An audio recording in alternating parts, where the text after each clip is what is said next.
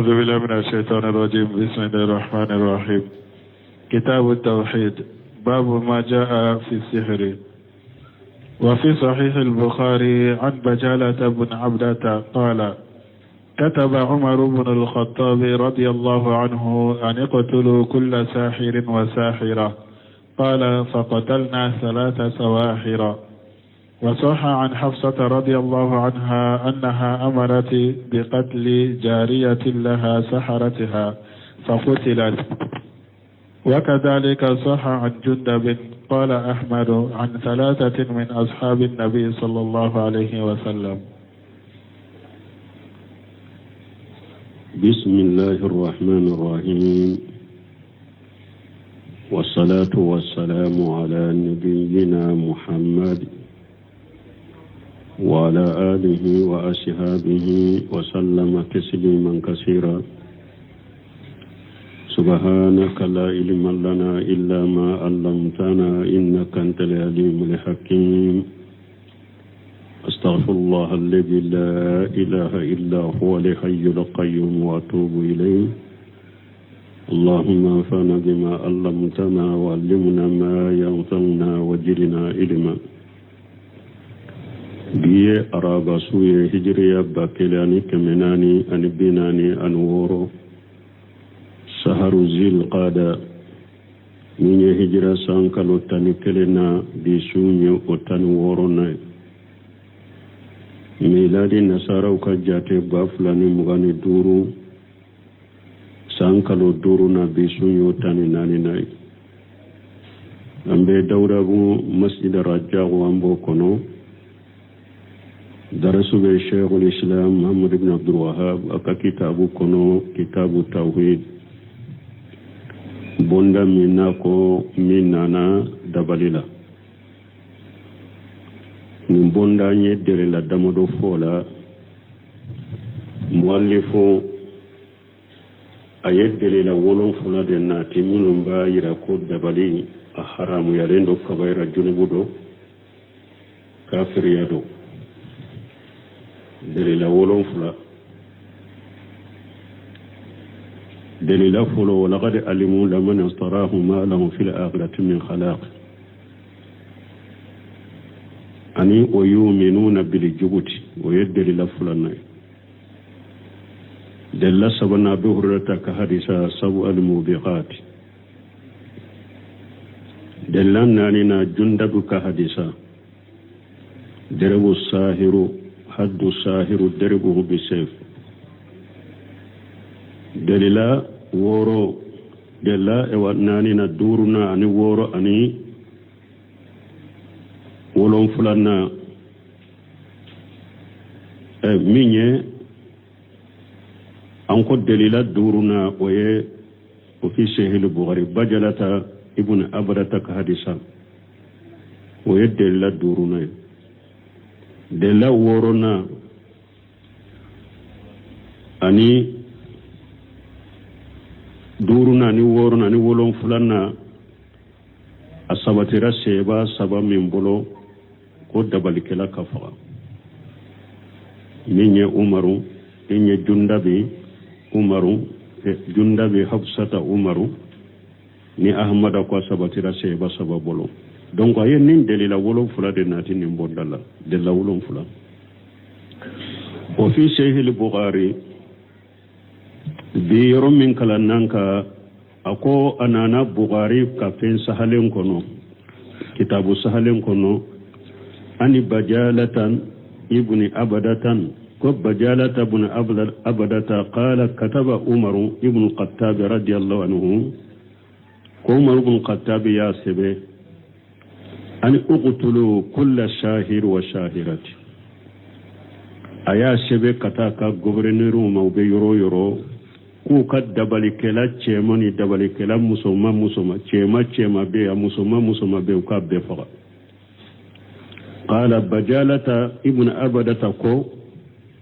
فقتلنا 3 سواهر أكو أولوية دبالكلا سبفغا نندو نصره لا قوله وفي شيخ البخاري ذكر في شرحه أعني تيسير العزيز الحميد ناكو ببغاري كتاب سهلين كنو أفورا سره لا سره الجمعة كتاب التوحيد سره تيسير العزيز الحميد أفورا أكنو أن هذا اللفظ ليس في البخاري كن كما من فلان ينتهي بخاري كنو والذي في البخاري من ببخاري كنو أنه أمر أن يفرغ بين كل ذي محرم من المجوس عمر يكسبلك كم مجوسيا وجمرامي تقو منهم بمجوسيا لا منو يجمرامي يكو فرق بنيونا منا لأنهم يجوزون نكاح المحارم والعياذ بالله parce que مجوسيا وبلو ika jumarami ulu be jumarami furule la daga de majusiya bolo e kab jumarami minye ba furule la daga de wali yazubillah fa amara umaru an yufarriga bayna jami arrahimi wa rahimihi wode la umaru ya nyamalelike ko sinji be munu ni nyogonce jumarami be munu ni nyogonce ku faraka bo nyogona umaru ya ninde sabe لكن ذكر ساره صاحب التيسير العزيز الحميد مسره بغيا فوق جو تيسير العزيز الحميد التقي كتاب التوحيد شرح دودو يوي أن القتائية أرواه في الجزء الثاني من فوائده كو قتائية مفلا أكا جيجو فلان لا ني حديثة أكا فايدة ولاي وفيه أبو كونو ثم أقتلوا كل كاهن وشاهر وكوف أكا فلالي كلا كلين كلي فغا أني دبالي كلا فلالي كلا كلين كلي نايا سراكا فغا دبالي كلا كلين كلي نايا سرا أي دبالي كلا سراكا فغا وقال أقو أي ساره سره بغيم كو تيسير العزيز حميد التقي إسناده حسن أقو من فلان نيني أقو أمروني ko umaru yen nin fo ko ni sabatira umaru bolo ka fo fulele kila be aya faga dabali kila be aya faga isnaduhu hasanu nin ko ni sanadu ka kene qala wala haja aqul minka fa ajul al musannif ila al bukhari yuhtamalu annahu arada aslahu la lafjahu ninka ni muallifu ko na yenni hadisai na ya dambi kata bukhari ma abese kata mana alle akalla nyine de hadisai lesiri kuma be bukhari kono na te kuma hadisai nyere ba kono hadisai lesiri kuma be bukhari kono alla nyine yo ode alla nyine ko hadisai lesiri be bukhari kono la lafjahu hadisai nka kuma nyere te kuma nyere nana chogomiya alla nyine be se ka koye وهذا القتل ننفق من فلان هل هو حد أم قتله لكفره دبلك لا فقل من فلان يا لا أبي فغني أفغلي حد فغلي ديوا أبي فغنا ككافر يدي يهتمل هاجا وهذا فغلي أبشك ننتا أبشك ننفنتا بناء على تفصيل سابق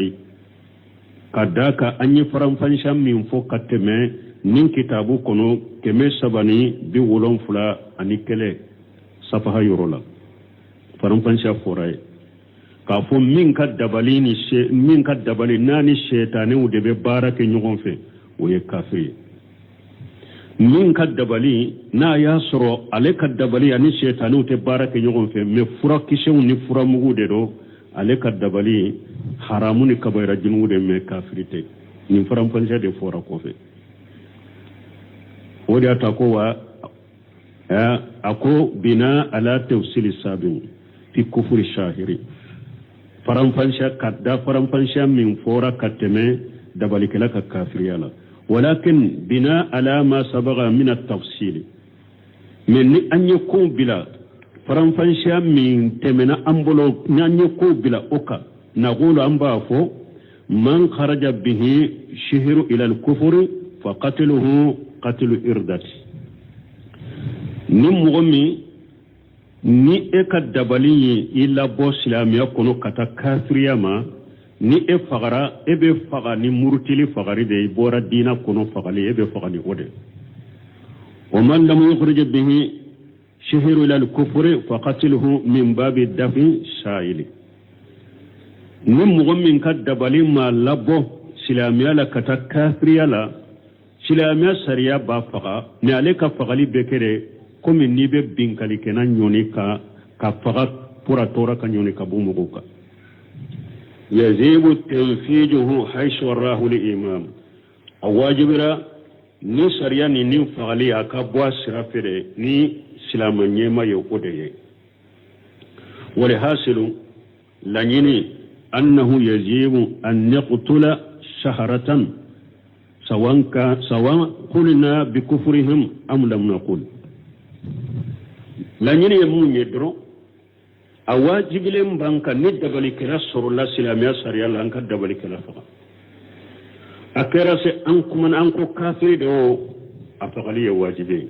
a kɛra sa an m'a fɔ kafiri do a dabali ye a fagali wajibi do sariya la li'annahum parce que dabalikɛlaw yumriduna wa yaqtuluna wa yufarriquna bayna al-mar'i wa zawjihi parce que dabalikɛlaw filɛ u bɛ kɛ sababu ye ka mɔgɔw bana u bɛ kɛ sababu ye ka mɔgɔw faga u bɛ kɛ sababu ye ka hadamaden n'a ka muso fara ka bɔ ɲɔgɔn na dabalikɛla bɛ nin bɛɛ kɛ u bɛ dɔ dabali ni ala y'a latigɛ dabali y'i sɔrɔ i bɛ bana i bɛ dɔ dabali ni ala ye dabali ni ka lajali bɛɛ u bɛ faga u bɛ dɔ dabali kana a cɛ kana muso fara ka bɔ ɲɔgɔn na wa kadhalika bil aksi aw b'o kɔntere fana kɛ dusukun minnu tɛ ɲɔgɔn fɛ ka dabali kɛ pour dusukun ninnu ka ɲɔgɔn kanu u b'o fana kɛ fagani ya'tifuna fayulifuna bayna al-adai dabalikɛlaw b'a kɛ fana ka hadamadenw do dusukun yɛlɛma kana ɲɔgɔn ma ka mɔgɔw do ka jugu dusukun k'u bɛɛ k'u fara ɲɔgɔn kan ka jugu minnu ye ɲɔgɔn jugu ye u bɛ se ka dabali kɛ k'a kanu don ɲɔgɔn dusukun kɔnɔ wa yatawassaluna ila akhrabihim u bɛ dabali in kɛ fana ka jugu k'olu fara ɲɔgɔn k'u dusukun fara ɲɔgɔn kan pour u bɛ se ka laɲini u bɛ se ka se u ka laɲini na cogo min fa inna ba'dahum dɔw filɛ qad yashharu ahadun liya'tifahu ilayhi wa yanala ma arabahu minhu dɔw filɛ a bɛ se ka hadamaden dɔ dabali k'i dusukun yɛlɛma ka n'ale yɛrɛ ma pour a ka sago sɔrɔ i la komi n'a bɛ dɔw bolo ko n'i b'a fɛ patron ba dɔn n'i b'a fɛ k'a sɔrɔ donc k'a sɔrɔ ni e ye min ɲin'a fɛ dɔrɔn kana kuma fila k'a la u bɛ taa dabali ni e nana pour ka min ɲin'a fɛ i kanu na don a dusukun kɔnɔ a tɛ se ka ban u b'o kɛ ka dɔw dabali k'u dusukun yɛlɛma ani k'u dusukun kanu kana u yɛrɛ ma pour k'u sago sɔrɔ a tigi la kama law sahara imratan liyabqiya biha komi a misaliya bɛ komi ni mɔgɔ min ye muso dabali pour e ka jɛnɛya kɛ a nɔfɛ dɔw b'o kɛ an delila k'o fɔ n'a ye muso dɔ a lajarabila muso dɔ la a ye muso in ɲini jɛnɛya la muso in ma sɔn a bolo a dɔw bɛ se ka taa hari dabalikɛla fɛ ka muso in dabali ka muso in hakili ni a dusukun yɛlɛma ka na ale ma pour ale bɛ jɛnɛya kɛ a nɔfɛ cogo min u b'o kɛ dabalikɛlaw b'o kɛ ولأنهم كانوا يشاءون في الأرض فسادا parce que dabalikɛlaw bɛ tiɲɛli de cari dugukolo kan فكان الواجب على ولي الأمر ولا أواجب لهم بكون يموكا قتلهم بدون ستابة وقد dabalikɛlaw faga u kana haru an ɲinu fɛ u ka tuubi a bɛ wali amuru ka ko ɲɛmaw kan u ka dabalikɛlaw minɛ k'u faga haru kana tuubu ɲinu fɛ hukumina ku bɛɛ faga ma dama annahu lidafi dararihim wa fajaati amurihim ma dama n'u ka fagali bɛ kɛ de pour k'u ka tɔɔrɔ ɲɔni ka bɔ mɔgɔw kan ani u ka koba minnu bɛ mɔgɔw kan ko ɲɔni ka bɔ mɔgɔw kan n'u ka fagali kun ye o de ye ɲɛmaw k'u faga u kana hari tuubu ɲini fɛ fa inna li hadda la yustatabu sahibuhu an bɛ haddu bɔ mɔgɔ min na ni silamiya sariya y'i sɔrɔ walila amuru y'i sɔrɔ kiiritigɛba y'i sɔrɔ ko haddu de kabbo ila tubute nyini fe yoro la koy ni yisoro la nislamia ko haddu de kabbo ila iksoro len ko fe kiri tigala bolo nyema bolo tubute nyini fe mata qubida alayhi wajaba an yinfaza fihi li haddu ni koni minana doro awajibira doro haddu kabbo ila tubu nyini te etala ni minana doro awajibira haddu kabbo ila de قوله قال أحمد ناكو كو أحمد كو وتي قوله ناكو قال أحمد دونك وسهني حفصة أسار حفصة بلا رضي الله عنها لك جيك بوما أنها أمرت بقتل جارية لها سهرتها فقتلت asabatira hafsata bolo ciden ka furmuso ala ka je ka boma ayen nyaamrali ke ku ka jommuso faga tumami jommuso nya dabali aka jommuso do ya dabali ayu nyaamara ku ka faga wakadhalika saha an jundabi o chogo kele na fana asahara ka bo jundabi bolo ko dabali kala ka faga wa qala ahmadu ko an salasati من أصحاب النبي صلى الله عليه وسلم أقول دبل كلا فقال السبترا كابو مغو سبابولو تشيدن كسيبولا دبل كلا فقال سبترا كابو مغو سبابولو تشيدن كسيبولا من عمر بن الخطاب عن جندبي عن حفصة قوله قال أحمد عن ثلاث من أصحاب النبي صلى الله عليه وسلم nako ahmada ko sabatira kabo sababolo ciden ka sebola alaka tanuna kisibaka hum umaru wa hafsatu wa jundabu alqayr o sabanye jonye umaru demmuso hafsatu ciden ka furmuso ani jundabul khair ay saha qatlu shahiri an salas min ashabi nabi sallallahu alaihi wasallam lanyini dabali kilaf fagali asabatira mugo sababolo kabo ciden ka sebawla wala qawlu biqatlihim muwafiq lil qawaid ash-shar'iyyah awa kafud dabalikilaw kafaga ani sharia ka qaidana kallesimu ben yugon tayrede liannahum yashawuna fil ardi fasada parce que dabalikilaw be cinyali de cari dugu koloka wa fasaduhum min a'jamil fasad dabali kelaw de ka cinyali baye cinyali bele baye dabali kelaw ka cinyali de faqatluhum wajibu ala al-imam dabali kelaw faqali wajibi de nyemaka dabali kelaw faqali wajibi de nyemaka wala yazudu lil-imam ate daga nyemaye an yatakhallafa an qatlihum akad dabali kelaw faqali to kofere kadabal kilaw faqali to kofe ate daga nyema ko kede li anna misla haula idha turku wasanahum parce que nunu nya nyogonaw ni mugumu dabal kilaw munun fule ni nunu ka ko to nyogona an tasarrafa fasaduhum fi ardihim wa fi ardi ghayrihim ubeddu kolo min ka ube yoromi ube chinyali jense yede ani u haru te yoromi mugoru kaddu kolo ube chinyali jense fambe uyere kaddugu kola ni mugo wero kaddugu koloka ube cinyali jensede ni dabali kelaw toray wayin qutila salima an-nas min sarrihim wayin qutilu salima an-nas min sarrihim ni dabali kelaw fagara hada madum be kishi utoroma wartada an-nas an ta'ati shihar ewa mugo be baga fana kabo dabalima abeke sababe ka mugo baga kubo dabalima ni dabali kelaw fagara mugo be kisi utoroma abeke sababe ka mugo bali dabali kelela o fihi masailu فيه مسائل الأولى تفسير آية البقرة فيه مسائل نمبوندا مسائل ودوبالا مسائل فلو تفسير آية البقرة سورة البقرة آية تفسير وهي قوله تعالى ولقد علموا لمن اشتراه ما له في الآخرة من خلاق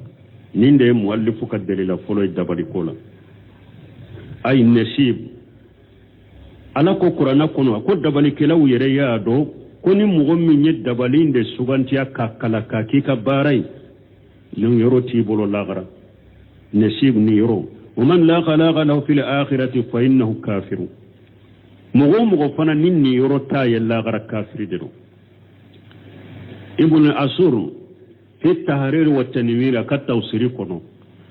أكو قرنا يرو نانا كمغو دفو ككو دفو ناكو لا خلاق لهم أكو قرية ككافر يفولي ابن أسور يوفا كالتوصيري كنو أكو قرنا يرو نا يكو دفو أكو لا خلاق لهم ko akoro ye ku ka kafira de ira ومن لا خلاق له في الآخرة فإنه كافر مغمن نجني يرتا يلاغرا ويكافر دي إذ كل من له النشيب في الآخرة فإن مآله إلى الجنة بس كم مغمغو نني يربا يلاغرا هرنا دون جهنم وكون الله با أبتار جنة ني يرب مغمغو يري لاغرا الله با يروي الجنة دي الثانية تفسير آية النساء الثانية مسائل فلنا تفسير آية النساء سورة النساء كآية تفسير ودي مؤلف كالدليل فلنا دبالي حرام ولني أكبر كبير الجنوية وهي قوله تعالى يؤمنون بالجبت والطاغوت وفسر عمر الجبت بالشهر والطاغوت بالشيطان anya tawsiri do choni aya tawsiri do bonda ina chogodi umaru aye jubuti ayo tawsiri ko ye dabaliye ko taguti o ye shetane wa fusira bi anna li jubta kullu ma la khayra fihi min ash-shihri wa ghayrihi wo uye o fana jubuti tawsiri ko ni here tala au kera dabali tanai jubuti wo de herate ko minna wa matagutu فهو كل ما تجوج به الإنسان حده نتاغوتي مني تيمو فني هذا مدين دانتمنا ولا حكلا مما بودي نو أكرا باتو فندسا أو متغولي فيو أو متا أوبي كم فندو لاباتو لفيو الثالثة تفسير الجبت والطاغوت والفرق بينهما الثالثة سبنا توسير الجبت والطاغوت والفرق بينهما بونداينا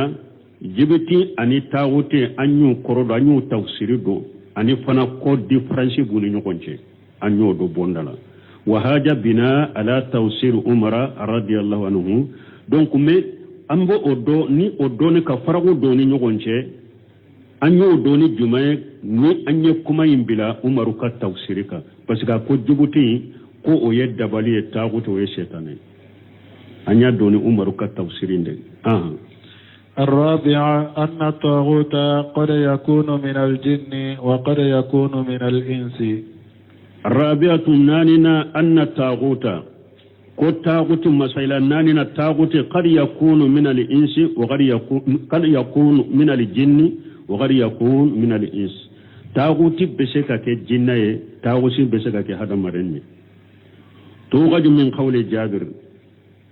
وكفو تاغوتي جنة لما بي تاغوتي هذا مدين لما بي أبسكا تاغوتي بجنة ولا تاغوتي بهذا مدينة أنيو من يرجما جابر ككما ناكو التواقيت كهان أكو تاغوتي ويجوني كفول لكلو وكذلك قول عمر أبو تشوكرنا عمر ككما الطاغوت شيطان عمر ككما كو طاغوتي الشيطان دي دونك انيا دو من توسير فلالا سيسا جابر كتوسير عمر كتوسير كو طاغوتي شيطان لما بي طاغوتي بشكا كهذا مدني فإن الطاغوت إذا أطلق فالمراد به الشيطان للجن والكهان شيطان للإنس فالمراد به إذا أطلق فالمراد به الشيطان للجن نو يتاغوتو فوق بلاته لا يني مني جن شيطان والكهان شياطين للإنس أو فللك لو ولو يهدم مدين شيطان فللك لو يهدم مدين شيطان الخامسة معرفة 7 الموبقات المخصوصات بالنهي. الخامسة مسائل دورنا معرفة 7 الموبقات المخصوصة بالنهي. أني قولون فلا هلاكي كوفون فلا مي نتشيدنو كره حديثة كلنا كمغبالي ولا أني أولودو وغادي سبق بيانها وقولون فلا بانجلي وفورا كتمي. السادسة أن الساحر يكفر. السادسة مسائل ورنا أن الساحر يكفر. أن يدو بوندا ينكونو كو دبالي كلا بكافر يدي كو دبالي كلا يكافر يدي. توغج من قوله تعالى أمبو منا ألك كما دلا مسام من كورتا لنو وما يؤلمان من أهد حتى يقول إنما نحن فتنة فلا تكفروا. ألكم ملك يفر مني ألا يوتيوك مغول لجربي وفلات مغول لك لا أبدا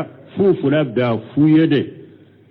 ألا يأونتي كانك فتنة لجربي مغوية فلا تكفروا مغا كافريا كان كافريا كدبالين كلا دي.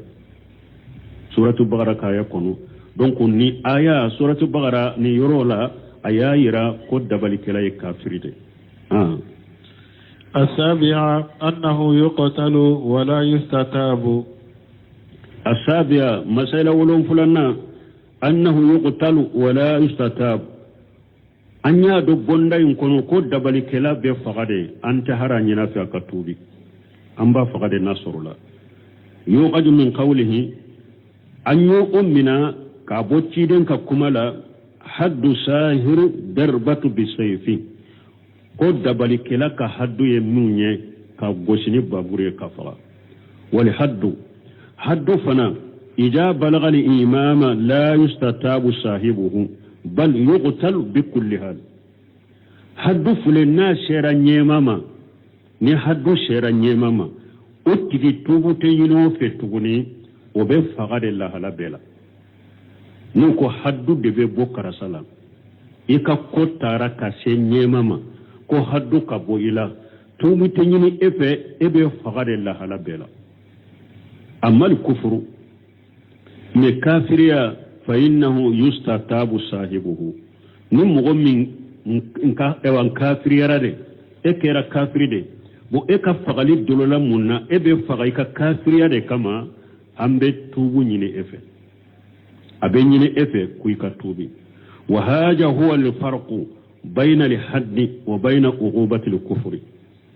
no semi rahimahullah ako difference fuleninde haddu fagali ani kafiriya fagali illa la jabali faraku buni nyogonje ko kelewunte. mogo min be fagani haddu ye ani mogo min be fagani kafiriya aka kafiriya de faragu binu nyogon cede difference gunu nyogon ce ko kelewunte. wa bi haja kon nin koso na arifu qat'an man adghala hukma lil murtad fil hudud. akon ni yoro lambe mogo ka qatawu do mogo mununye mogo murtile nka kiri nu yodo fil hudud haddu ka kiri wala haddu bonda wala ambo tigu katawudo o yorola munun tara mo murtilewun ka ewa kiri do hududu ka kiri la hududu ka bondawula haddu ka bondawula ambo tigu katawudo. wa zakaru min al hududi qatila irdati utigu yafu haddu kono yafu haddu bondawu kono min mo murtilewu fagali uyo fo haddu kono. فقتل المرتد ليس من الحدود مغو مرتلو فقالي وتجات حدودو لا حدو كنو مغو مرتلو فقالي تجات حدودو لا حدو كنو لأنه يستتاب باسكو مغو مرتلو امرتلا ككافريا ni osoro law ka haddu sanan ka faga amba nyina fira ka tubi ka sagi ka do kafira la aka tubi ka do silamiala fa intaba irtafa anhu alqatl ni atubira fagali korotara ka boka ni mogo min na be fagana ka kafira de ambe tubu nyina fe aka tubi ka sagi ka do silamiala na tubira fagali korotara ka boka wa mal hududu min haddu fala tartafu bi tawbati haddu te ewa fagali korta kabo mugoka fagali te korta kabo mugoka haddu te korta kabo mugoka ni tubuye illa nya tuba qabla ni qudrati alayhi fonna ya sura tubira sani silamanyema kaso fon sani silamanyema kasura tubira sana an kasoro kase hadduma na tubira wala aka tubu be mina yorola mais aka ko shele nyema ma donc tubute haddu korta kabo aleka summa inna al-hududa kafaratu li sahibiha wa laysa bikafirin o ko pe haddu fule nu ko karasa haddu de borala haddu ba atigi abe junubu de aba seniya kabo junubu de la mana haddu bori ila ni junubu minye o junubu imbe boyila de haddu mbo junubu boyila donc wa laysa bikafirin donc haddu bora mo min nawte kafiri parce que haddu mbale ka junubu boale misali la ni mogo ye mogo fagade donc aminana a fagara mogo faga yin junubu o wulila ka bɔ ka n'ale fagara ou bien ni mogo ye jɛnɛya de kɛ an ko a ka fara kanu a fara kɛr'u la k'a faga jɛnɛya kɔni junubu bɔra la donc haddu ye kafara de n'a bɛ junubu bɔ a tigi la wa laysa bi kafiri haddu bɔra mɔgɔ min na fana t'a fɔ ma ko kafiri وقتل بريدة ليس كفارة وصاحبها كافر من مغمن فغراني مرتلني كافريا دي أني فغني كافراني كمرتلي كبو سلامي يكونو فغني من كيرا إلا أتي إكا جنوبي نيافا إبي أتيجي كافر دي لا يصلى عليه ولا يقصل ولا يدفن في مغابر المسلمين نني مغمن فغا ni kafiriya de murti de fagalin min keri la tika junubu yafa awa atigi ye kafiri de a fagalin kofe ni murtili de kafiri sara ante sallaka anta ko anta sudo silama kaburu sola kafiri de ya alay donc nin farago be haddu bora mogo minna nin farago be ani ni mogo min fagara ni kafiriya الثامنة وجود هذا في المسلمين في عهد عمر فكيف بعده الثامنة مسائل السجن وجود هذا في المسلمين في عهد عمر فكيف فيما بعده من يدبل كلا وصر لا عمر يرتل لا اتقودي عمر نون كوفي وبك اتقودي سا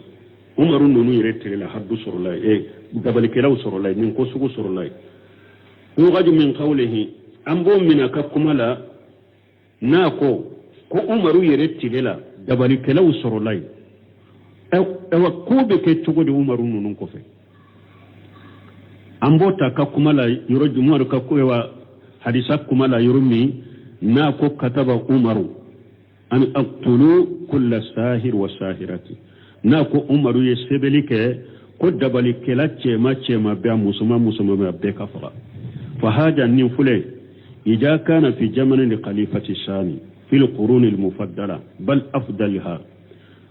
نا ياسر النكرة تيدن كخليفة فلان تللا وقتلا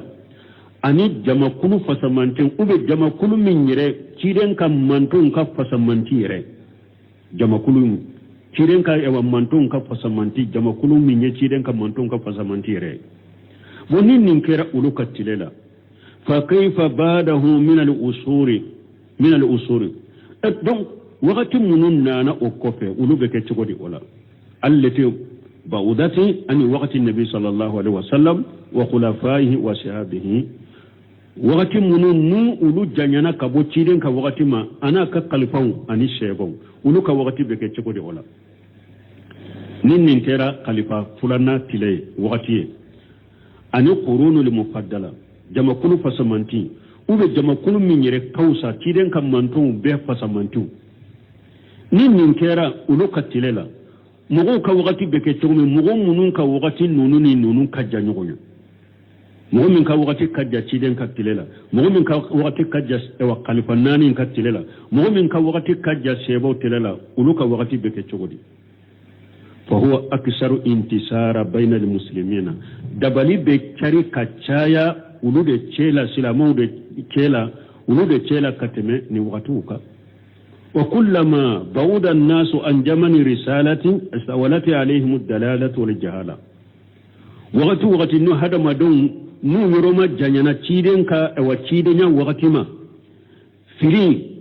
فيلي بيانغا أولوكاري أني جاهلية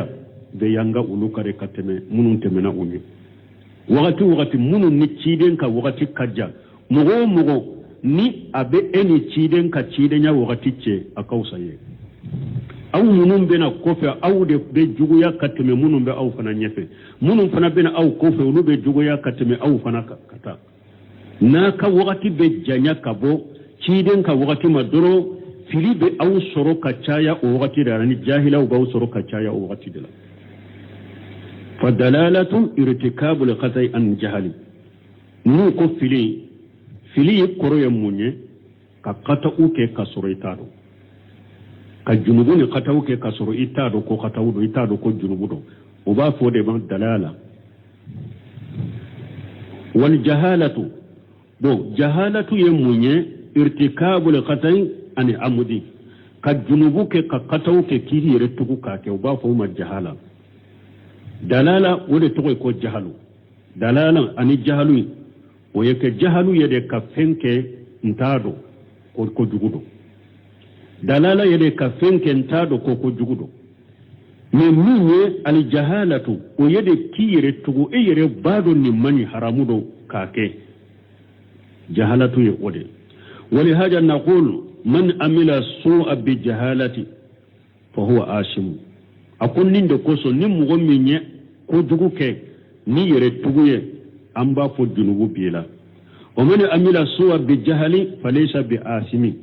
men nim mo mi nye ko jugu ke ni jahalu de etun tado ko ni nye ko jugu de junubu te ela na foriye dorobe ko jugu bila qala ta'ala lakum masamin korota lendo inma tawbatu ala allah lil ladina ya'maluna suwa bi jahalati alako alebe tubu mina mugoye tubu be alefe ale alaka mugode munun be ko jugu ke bi jahalati mana uyere bado konni nye ko jugu de uyake no tubira buka tubu mina ali aya kata aya laban wal muradu bil jahalati huna laysat didda li ilm jahala min fule ka fonni aya kono akorote ko doni tana munye jahiliya nin jahala koroto yode doni tana nin jahala la nyini toye bal ضد رشد وهي السفه mana hakili maya tana mana fendo mbaleni nalumaya eyire bado nimbe nimmanyi ika fendo ika nalumaya koso yake eyiro bado manyi fana ni hakili tanya donc ba fo ninde ma ko ewa jahala aleno jahalu intekelenya babu bayanu shay'in min anwa'i sihri. قال أحمد حدثنا محمد بن جعفر قال حدثنا عوف عن حيان بن العلاء حدثنا قطن بن قبيصة عن أبيه أنه سمع النبي صلى الله عليه وسلم قال إن العيافة والطرق والطيرة من الجبت. قال عوف العيافة زجر الطير والطرق الخط يخط بالأرض والجبت قال الحسن رنة الشيطان. إسناده جيد ولأبي داود والنسائي وابن حبان في صحيحه لهم مسند منه. وحديث نيانيا بوندا إندا من أنت سيغارن كلا ينصر وقتي كسر أمبا جو إن شاء الله برسورة أمبا بوندا إندا أمبا سرا كناتا جو كما دودلا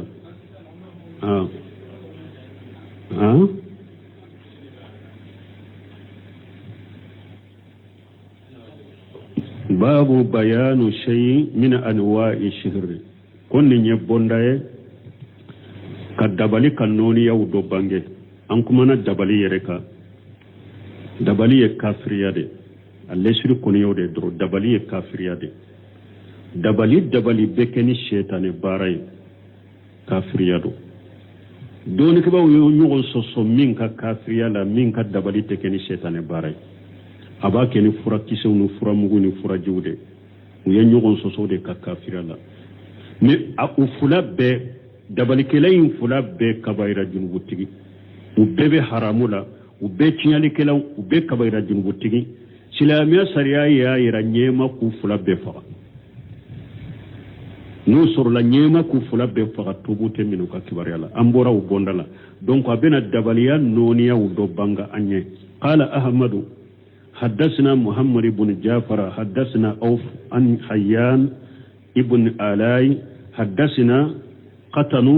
ابن قبيسة عن أبيه أنه سمع النبي صلى الله عليه وسلم قال إن الإيافة والترخ والتيارة وتشيدنكم من فلن نونو من الجبوت نونو بدبالي دكونو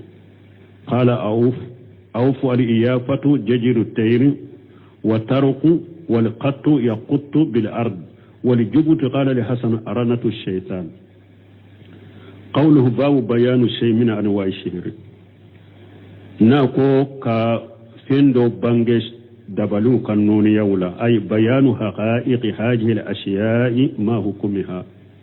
mana nin ko munun fule ka bɔ dabaliya kanoniya munun fule kana fɔ k'u ka haqiqa bange mɔgɔw ye anu k'u kiri bange mɔgɔw ye وقد سبق أن الشهر ينقسم إلى قسمين كفر وفسق أن يفوق التمه أنكو دبالي بتلا كتاتلا يروما فلا كافريا أني فاشقيا دبالي دوية كافريا دبالي دوية فاشقيا فإن كان باستقدام شياطين وما أصبح ذلك فهو كفر نمغم من كدبالي دي كشيطانيو دي بارا نغنيا إني شيطانيو دي بارا كنغن في أنو أنا نغنو أي كافريدي أي كدبالي كافريدي وكذلك ما ذكره هنا من أنواع الشهر منها ما هو كفر ومنها ما هو فسق أو أبوت غدلا مؤلف بين قوم نفون نبوندا فنالا دبالي نونيا مننا بين ودو أفو ودو يكافريا دي ودو يفاشريا حسب ما تقتضيه الأدلة الشرعية ودو يكافريا ودو يفاشريا نموني silamiya sariya ye dalila minnu yira ni o ye silamiya sariya ye ewa min dalila yira min na ko kafiriya do o na kɛ kafiriya ye silamiya sariya dalila yirali kɛ min na ko nin ye fasika de kafira tɛ o na kɛ fasika ye wali anwa'u jamu nawi noniya ani wali anwa'u noniya jamu nawi noniya faralen ɲɔgɔn ka do b'a fɔ الأنواع والنوع أقص من الجنس نونيا كركرلين دو كتمة كاليتكا اسم يدخل لأن الجنس فسك كاليتة فلة اسم يدخل تحته أنواع نونيا تشامان دي بدو أقرو والنوع نونيا فنا يدخل تحته أفراد فمن أو فنكلين ودي بدو عليكم مثالي لا nuko annuqudu wariu nuko wariu jinsu nuko wariu sisa ewa dollar te wariya ewa euro ye wariye sefa ye wariye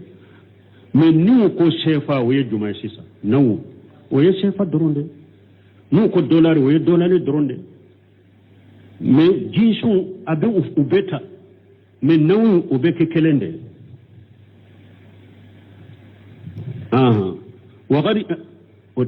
وقد يكون لجنس النوع باعتبار ما فوقه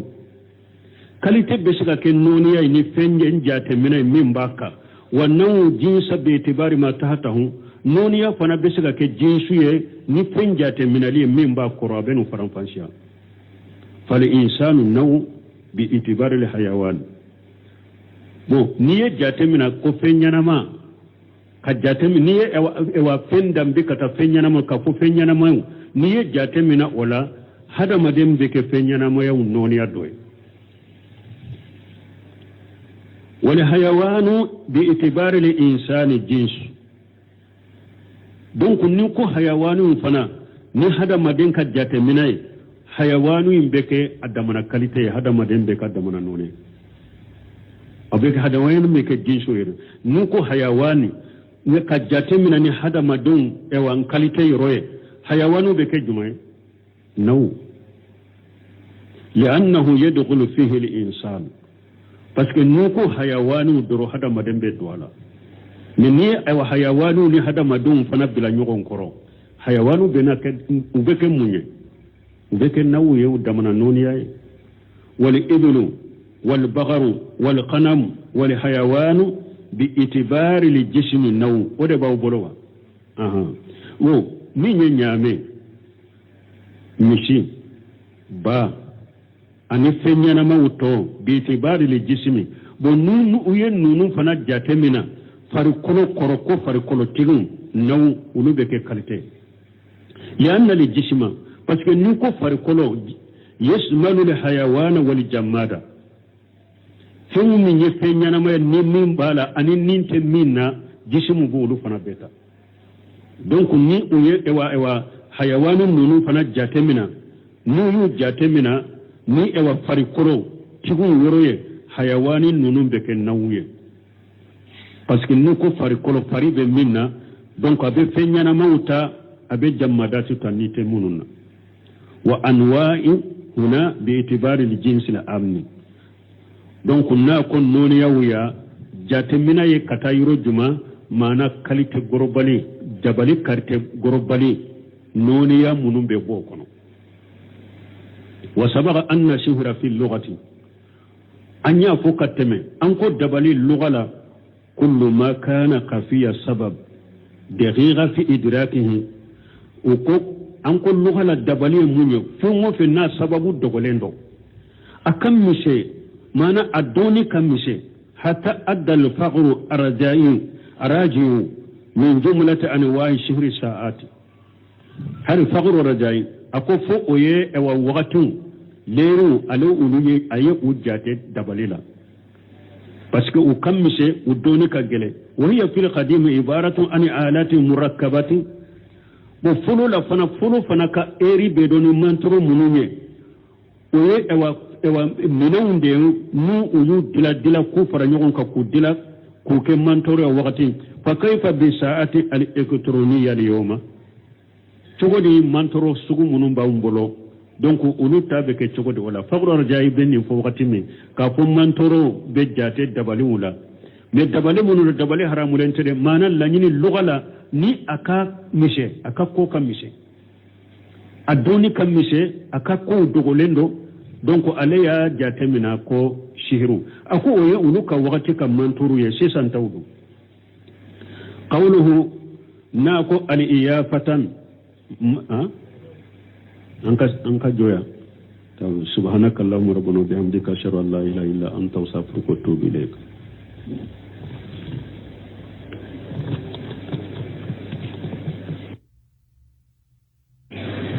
أعوذ بالله من الشيطان الرجيم بسم الله الرحمن الرحيم كتاب التوحيد باب ما جاء في السحر وفي صحيح البخاري عن بجالة بن عبدة قال كتب عمر بن الخطاب رضي الله عنه أن اقتلوا كل ساحر وساحرة قال فقتلنا 3 سواحر وصح عن حفصة رضي الله عنها أنها أمرت بقتل جارية لها سحرتها فقتلت وكذلك صح